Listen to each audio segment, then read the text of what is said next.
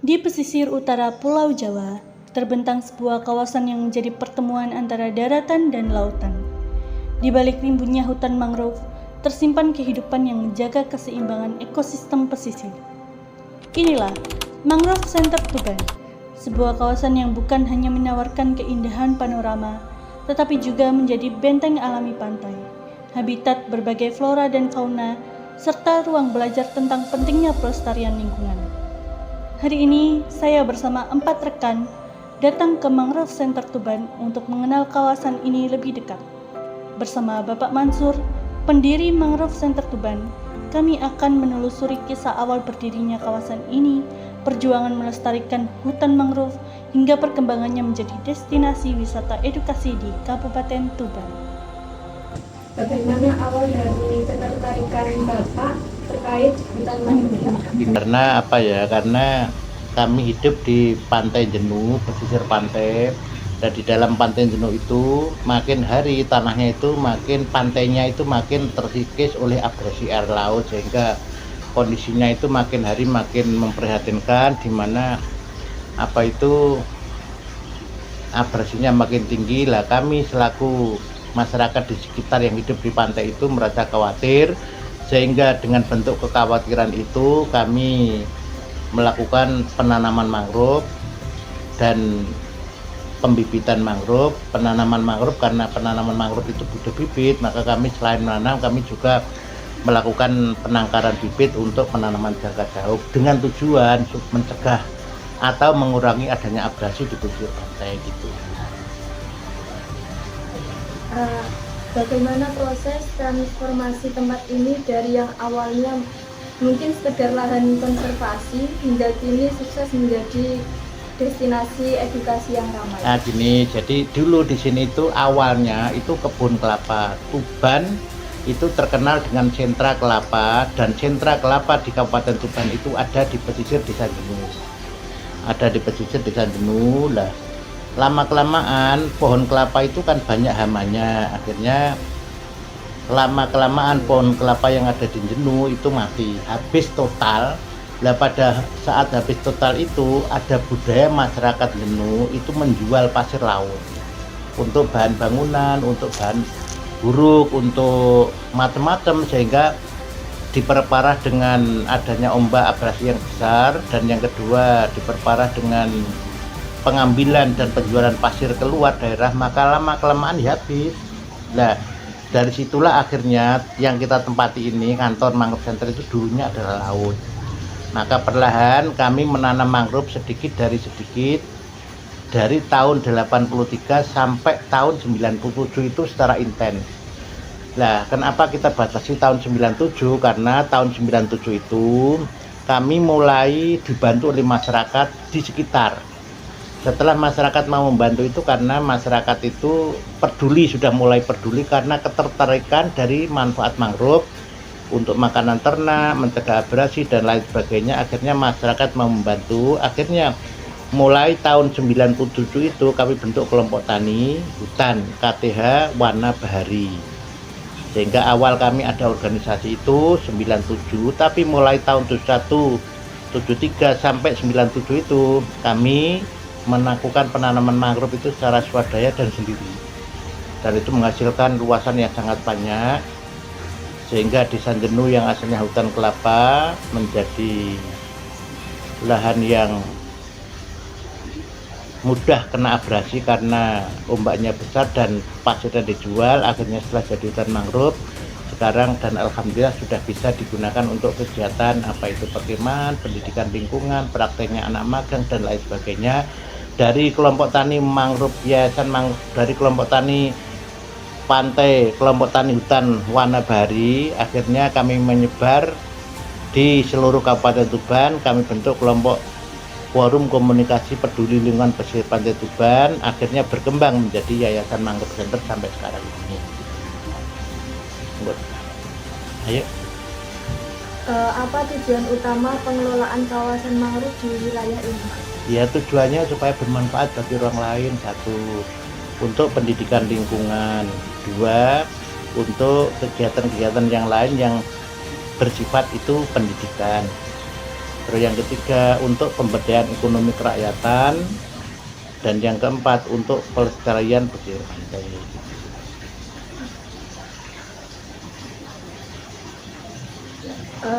Kalau boleh tahu siapa saja pihak yang terlibat dalam pengelolaan pantai mangrove? Nah gini, awalnya kami melakukan kegiatan itu dari tahun 71, berkembang mulai lebih intens 73 sampai 97, itu kami sendiri secara swadaya, dan mulai 97 itu ya dibentuk atau dibantu oleh pemerintahan desa, kelompok masyarakat, dibantu oleh pemerintah daerah melalui Dinas Kehutanan dan Dinas Lingkungan Hidup, Dinas Perikanan dan Kelautan.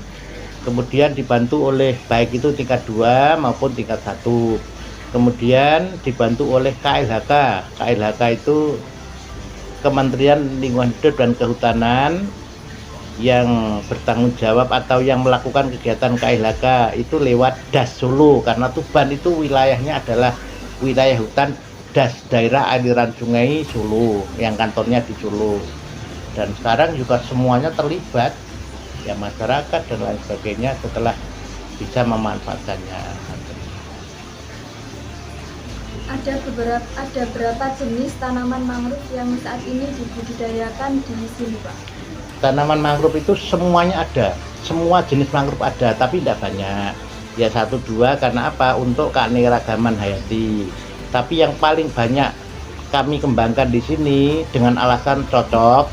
Yang cocok di sini itu yang pertama adalah satu jenis Rhizopora. Rhizopora itu ada 3 macam: Rhizopora mucornata yang besar-besar, Rhizopora apiculata, dan Rhizopora stilosa. Selain itu adalah Brogoera. Brogoera itu, dan yang ketiga adalah Avicennia api-api. Itu yang kami kembangkan di sini. Itu yang ya mangrove sejati yang asosiasinya banyak, ya cemara, ya waru, ya ketepeng, ya keben, ya nyamplung dan lain sebagainya. Kenapa itu yang kita kembangkan? Yang kita kembangkan itu adalah yang cocok untuk di daerah pesisir pantai, di pantai Kabupaten Tuban. Contohnya gini, seharusnya mangrove center itu, mangrove itu identik dengan mangrove bako, tapi di sini bako itu kan identik dengan ombaknya yang rendah, tanahnya berlumpur. Nah itu kan tidak ada di Tuban. Di Tuban itu tanahnya suram, berpasir, dan abrasnya tinggi. Maka kami banyak di sini menggunakan mangrove asosiasi atau mangrove turunan, yaitu cemara seperti yang kita lihat, ketapang, waru, nyamplung, dan lain sebagainya. Kalau boleh tahu, apa langkah yang dilakukan untuk mencegah kerusakan ekosistem mangrove, Pak? Ya pemberdayaan masyarakat, jadi melibatkan banyak masyarakat untuk sama-sama melestarikan pesisir pantai. Karena apa? Tanpa adanya keterlibatan masyarakat, misalnya kalau ada ombak besar, maka di situ peran serta masyarakat adalah ikut menanggulangi dengan membantu menanam kembali yang bibit sudah kita sediakan, membuat trucuk bambu yang ditancapkan untuk mencegah atau mengurangi adanya erosi. Itu peran serta dari masyarakat. Setelah itu, mangrove center ini dikenal sebagai sarana pembelajaran. Program edukasi apa saja yang biasanya diberikan kepada para wisatawan atau pelajar yang datang ke sini? Iya, yang pertama satu yang kita berikan kepada masyarakat, dan ini sifatnya adalah wajib terutama anak kemah. Yang pertama adalah pengelolaan lingkungan. Pengelolaan lingkungan di sini adalah meliputi green, penanaman, dan clean, kebersihan. Jadi di sini kami selain melakukan kegiatan penanaman adalah pemberian materi sampah. Sampah di sini macam-macam, pendidikannya sudah ada, berbagai macam contoh dan lain sebagainya. Selain itu adalah keanekaragaman hayati. Di mangrove itu semua tanaman ada, walaupun toh sifatnya itu. Makanya di sini kami bentuk rumah kaktus, rumah aglonema, rumah tanaman buah, dan lain sebagainya ada, walaupun toh sifatnya itu hanya sedikit. Karena apa? Karena yang penting anak sekarang itu ngerti apa-apa yang ada di sini. Nah, yang menunjukkan itu kalau gurunya tahu ya gurunya, kalau tidak tahu ya kami, dari tim kami lah yang menunjukkan pada siswa yang ingin melakukan pengenalan lingkungan berupa keanekaragaman hayati. Terutama lho Pak, mangrove kok ada bunga dan lain sebagainya. Iya, karena mangrove center itu programnya banyak, selain pengelolaan pesisir pantai juga pengelolaan mata air. Di situ adalah tanaman hutan. Terus yang ketiga adalah adiwiyata. Lah, adiwiyata itu adalah pendidikan lingkungan di kawasan sekolah. Maka kalau sekolah kita tanam mangrove kan tidak ada, karena apa ya, memang rata-rata kan di kota lah. Di situ tanaman yang dibutuhkan oleh sekolah dan lain sebagainya itu adalah bunga dan lain sebagainya. Ada program kampung buah, maka yang kita tanam adalah buah yang cocok di Tuban. Kita sediakan semuanya di situ. Nah, selain itu, program-program itu kami juga sekarang itu memberdayakan adanya misalnya peternakan. Jadi misalnya ada fakultas peternakan di sini, alhamdulillah kami sudah bisa memberikan atau menciptakan peternakan sapi, kambing dan lain sebagainya. Di sini tuh sepatnya tidak hanya teori tapi praktek. Jadi misalnya ada anak magang ya, kita suruh untuk bagaimana meramu makanan dari limbah, meramu makanan dari jauhan, dan pengelolaan kompos sampah organiknya. Ada yang jurusan kehutanan, di situ kita sediakan tanaman hutan, berbagai macam tanaman hutan yang meliputi bagaimana cara pembibitannya, penanamannya, dan perawatannya. Terus yang ketiga, bagi jurusan perikanan, di sini kami sediakan misalnya ingin belajar perikanan laut, ya di sini dekat dengan kampung nelayan.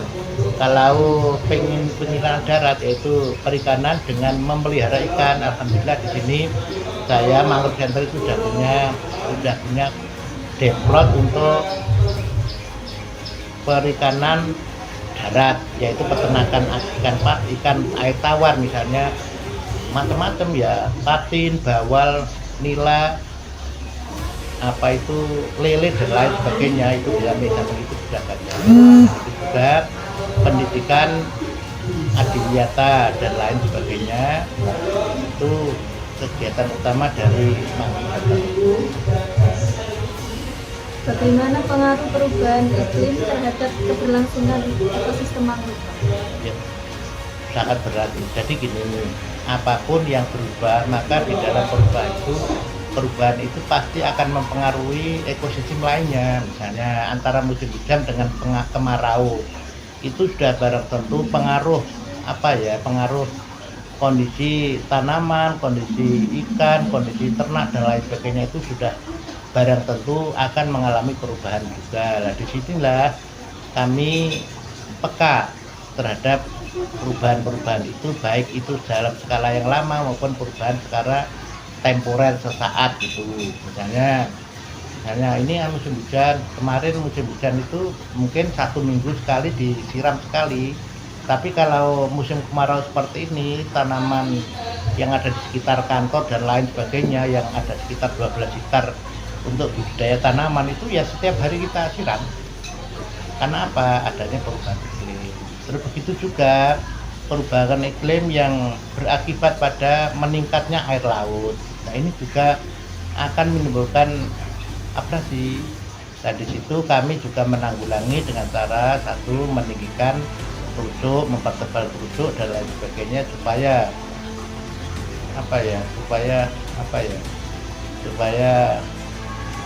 pelestarian pesisir pantai itu terpelihara dengan baik. Nanti anak bisa melihat misalnya di samping barat kita itu di perbatasan antara Gunung dengan Sugiwaras itu, anak bisa melihat daerah mana yang dipelihara itu, maka lautnya artinya tanah itu akan berkembang makin banyak. Tapi kalau tidak dipelihara, abrasinya cukup tinggi, itu rata-rata 1 tahun itu bisa sampai 1-2 meter. Karena lihat di sini sama foto ya, itu ini yang dipelihara, ini yang tidak lah, itu nanti padahal dempetan, maka jauh sekali bedanya. Yang di sana juga ada kan contoh yang dipelihara dengan tidak. Nah, kenapa kok tidak dibuat pelihara semua, biar masyarakat itu tahu ini akibat yang pesisir pantai yang tidak dipelihara. Nah, biar tahu pesisir pantai yang dipelihara. Sehingga apa? Kalau semuanya dibuat baik, maka kan masyarakat itu penilaiannya, image-nya itu adalah oh pesisir pantai itu baik. Tidak taunya kalau baik itu karena dirawat dan dipelihara. Nah yang tidak, maka harus tahu oh ini akibat pesisir pantai yang tidak dipelihara. Itu nanti. Bagaimana keterlibatan masyarakat dalam menjaga dan mengelola mangrove? Iya, jadi peran-perannya adalah satu, ikut menanam. Yang kedua, ikut melestarikan. Misalnya ada pesisir pantai ombak besar, maka kalau tanamannya itu terkikis, maka segera mengambil bibit masyarakat itu ditanami. Dan alhamdulillah pesisir pantai itu sekarang masyarakatnya kan padat. Kalau dulu tidak, kalau dulu itu paling 1 kilo baru ada rumah satu. Sekarang itu tiap 10 meter ada warung rumah satu. Karena apa? Karena memang di situ masyarakat berkepentingan untuk mencari ekonomi dengan membuat warung-warung, kios-kios dan lain sebagainya. Nah, warung-warung itulah nanti yang memelihara dari abrasi itu, yang melihara dari kelestarian. Jadi misalnya mereka punya lahan 20 meter, maka yang menjaga kebersihannya, kelestariannya dan lain sebagainya itu adalah warung-warung itu. Jadi intinya keterlibatan masyarakat itu besar sekali, karena sebenarnya masyarakat itu tidak peduli, tapi karena berkepentingan untuk mencari ekonomi, maka mau tidak mau mereka juga harus melakukan karena berkepentingan. Gitu. Bagaimana sih respon masyarakat terhadap upaya pelestarian mangrove? Ini jadi masyarakat pelestarian awalnya masyarakat itu adalah apatis. Ngapain kita memelihara, itu kan tidak urusan kami, itu kan urusan pemerintah dan lain sebagainya. Itu adalah pendapat image masyarakat. Karena apa? Mangrove itu tidak urusan kami. Kalau kita menanam jagung, padi dan lain sebagainya urusan kami karena kita makan. Apa manfaatnya mangrove? Tidak peduli. Karena apa? Itu dianggap kepentingannya kepentingannya pemerintah, itu image-nya. Tapi bagi kami tidak. Nah, semua masyarakat mayoritas gitu, tapi tidak semuanya gitu ya. Contohnya saya tidak seperti itu, Pak Mansur tidak seperti itu. Saya menganggap pengelolaan pesisir pantai itu adalah tanggung jawab kita semua. Kalau kita hanya jaga pemerintah tidak jadi, pemerintah daerah tidak jadi ya. Keterlibatan masyarakat itu juga harus sangat dibutuhkan, yang peduli banget. Lah itulah keberhasilan itu tidak dari pemerintah. Karena di sini banyak contoh dibantu apapun bentuk pemerintah, kalau ujung tombak masyarakat tidak peduli tidak akan jadi. Tanpa dibantu pun kalau masyarakat yang menempati itu peduli, maka akan jadi. Buktinya Mangrove Center ini. Mangrove Center awalnya kan bertahun-tahun tidak ada yang bantu. Dari tahun 71 sampai 97 tidak ada yang bantu. Baru mengetahui ada tokoh Pak Mansur yang peduli dan hasilnya itu ada. Hasilnya ada 26 hektar loh ya, laut yang jadi tanah itu. Peduli, maka ya di situ banyak sekali bantuan-bantuan sampai sekarang. Cuman kami di Mangrove Center itu kan memang kami kondisikan untuk masyarakat itu berdaya. Berdaya, masyarakat itu tidak tergantung pada siapapun, termasuk pada pemerintah. Sehingga di sini itu tanpa bantuan pun ya oke, dibantu ya alhamdulillah gitu. Kami tekankan adalah kemandirian kelompok di sini. Apa sih Pak masalah utama dalam menjaga kawasan ini secara berkelanjutan? Masalah utama itu ya masalah alam, abrasi. Yang kedua adalah masalah sosial, adanya pertentangan kepentingan masyarakat yang berbeda. Misalnya pesisir pantai yang sudah baik untuk dijadikan kawasan ekonomi, misalnya tambak, pelabuhan, tetek bengek yang ada kaitannya dengan kebutuhan pemerintah juga. Nah itulah kendala-kendala kami yang paling itu.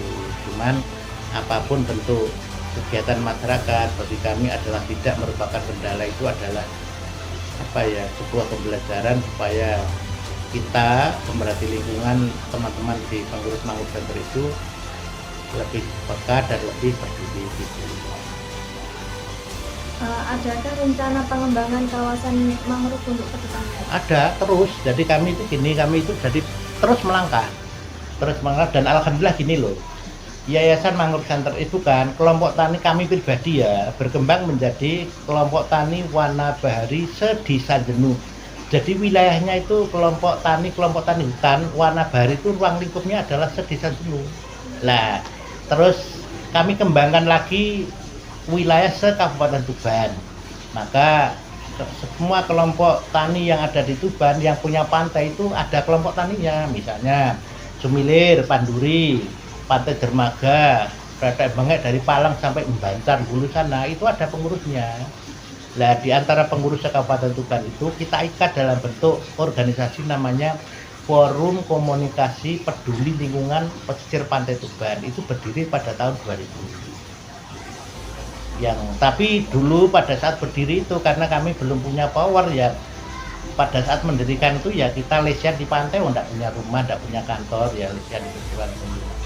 Akhirnya dari Mangrove Center itulah kabupaten lain mengikuti. Akhirnya setelah 5 tahun 2005 Surabaya, Gresik, Lamongan, Rembang dan sekitarnya itu pada mengikuti kegiatan yang ada di Tuban. Akhirnya 2005 itu kita bentuk Yayasan Mangrove Center Tuban. Ruang lingkupnya sudah menyebar ke minimal Jawa Timur dan Jawa Tengah. Ternyata dari Yayasan Mangrove Center Tuban itu berhasil dan banyak ditiru oleh kabupaten-kabupaten lain di luar provinsi, di luar Jawa. Akhirnya dari berbagai pengurus Yayasan Mangrove Center Tuban, Lamongan, Gresik, Surabaya, Banyuwangi dan lain sebagainya itu kita bentuk menjadi Yayasan Mangrove Center Indonesia. Jadi ruang lingkupnya itu nasional. Jadi kami ingin sekali secara organisasi itu berkembang terus.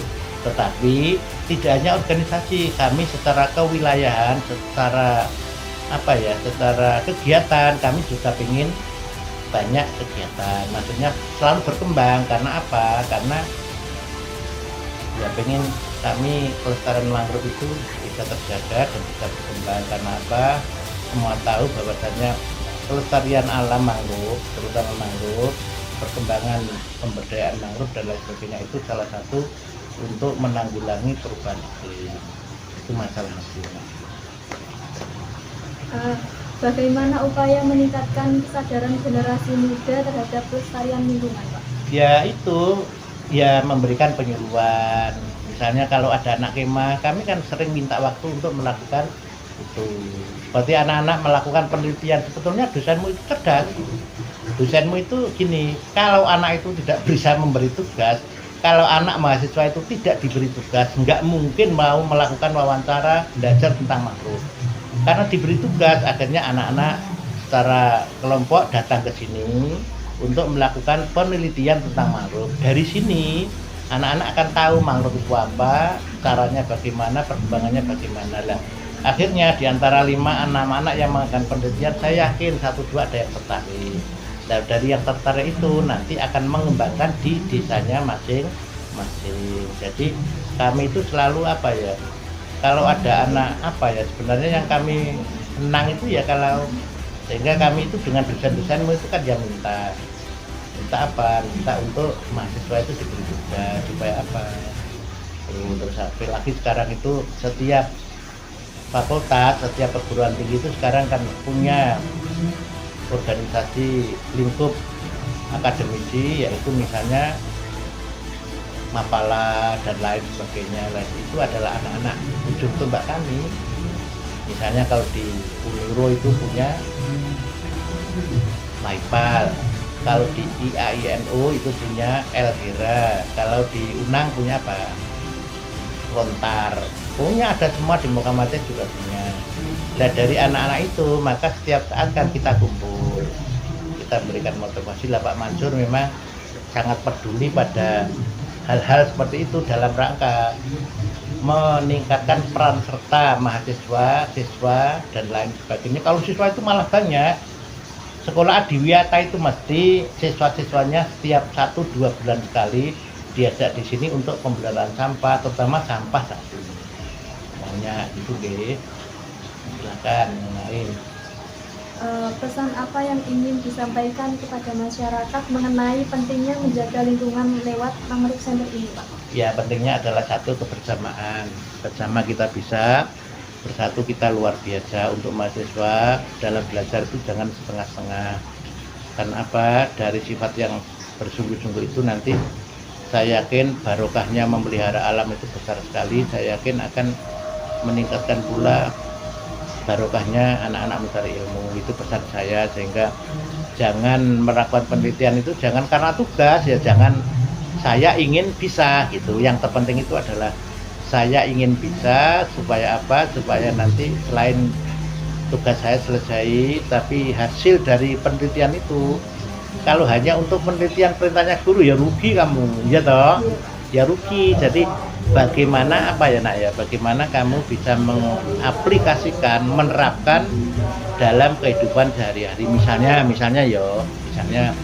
sampean bisa meniru Pak Mansur itu udah luar biasa ya. Bukan kami orang baik tidak loh ya. Tapi gini, orang sekelas Pak Mansur, orang yang sudah tua, orang yang sudah tidak punya banyak tanggungan untuk mencari nafkah, jadi insya Allah secara ekonomi sudah mapan banget. Tapi dari sisi pakaian, anak lihat sendiri, pakaian saya adalah yang penting menutupi aurat, dan sehari-hari itu hanya membuat bibit, menanam, merawat, dan memungut sampah. Dan itu tidak ada gajinya loh ya, tidak siapa yang gaji enggak. Tapi karena dari situ anak akan bisa tahu, oh Pak Mansur ya dari dulu memang saya itu seperti itu, dari dulu ya tidak pernah ada perubahan. Yang penting hidup itu apa adanya. Kalau Pak Mansur pakai netis terus mungut sampah kan suaru gitu. Oke, itu hanya anak-anak harus dulu, mumpung anak-anak itu masih muda, campnya untuk belajar lingkungan ini di sini. Bapak, masa depan saya bagaimana, saya nggak kerja? Ya Allah, tidak. Jadi kerja apapun itu yang penting barokah. Walaupun toh kamu tentang Pak Mansur itu kerja apa? Semuanya tahu tiki wateng ini, cuman secara materi orang lain punya, saya juga punya. Betul. Ayo yang lain. Nanti kalau kurang jelas apa yang saya katakan tadi adalah satu, bisa meniru. Kesimpulannya adalah gini. Khairun nas anfa'uhum linnas. Itu prinsip hidupnya Pak Mansur itu adalah khairun nas anfa'uhum linnas. Sebaik-baik orang itu adalah orang yang paling bermanfaat, bukan bermanfaat ya, paling bermanfaat bagi orang lain. Pak Mansur itu ingin selalu bermanfaat bagi orang lain, terutama anak-anak generasi muda kayak anak-anak sekarang. Satu. Yang kedua, kunci dari keberhasilan sebuah perjuangan itu bersama kita bisa, bersatu kita luar biasa. Jadi apakah dan lain sebagainya, contohnya maaf ya, contohnya Mbak Juwita Ratnasari itu anggota DPR RI. Mereka itu ya enggak siapa-siapa. Mbak Juwita itu adalah orang yang sangat cinta pada lingkungan. Dulu ketika kuliah ya belajar kayak kamu, tapi di kuliah itu disenan-senanan. Akhirnya pada saat selesai kuliah mereka mengabdi di sini, mengelola, ikut membantu dan lain sebagainya. Tiba-tiba diperintah oleh orang tua untuk mendaftar menjadi calon DPR RI, dan sangat sulit sekali loh yo, sangat sulit sekali. Karena apa? Melibatkan banyak orang, tapi akhirnya juga bisa. Dan ilmunya di sana juga sangat luar biasa, walaupun toh hanya memelihara alam. Itu namanya barokah dari alam. Ngerti nggih? Ada barokah dari alam. Pak, apa ada dasar? Banyak sekali, Nduk. Dari barokah dari alam itu misal gini ya, Nak, misalnya gini. Sabbaha lillahi ma fis samawati wa ma fil ardh. Setiap hari tanaman, makhluk yang ada di muka bumi itu selalu bertasbih. Kalau di situ tanaman setiap hari itu akan bertasbih.